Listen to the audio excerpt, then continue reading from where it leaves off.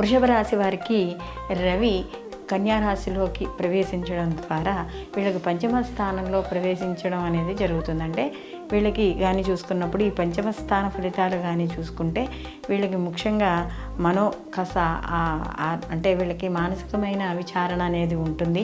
అలాగే కాస్త అనారోగ్య సమస్యలు కూడా ఉంటాయి. సమయానికి భోజనం చేయడం, నిద్ర ఇలాంటివి చూసుకోవాలి. కాస్త బంధువులు మిత్రులు పట్ల కాస్త విరోధాలు లేదా చిన్న చిన్న మాట పట్టింపులు రావడం అనేది జరుగుతుంది. సంతానపరంగా కూడా చిన్న చిన్న సమస్యలు అంటే వాళ్ళకి విద్య కానీ, ఉద్యోగం కానీ, వ్యాపారం కానీ, ఇలాంటి వివాహ విషయాల్లో కానీ కాస్త సంతానపరంగా చిన్న చిన్న ఇబ్బందులు అనేవి ఉంటాయి.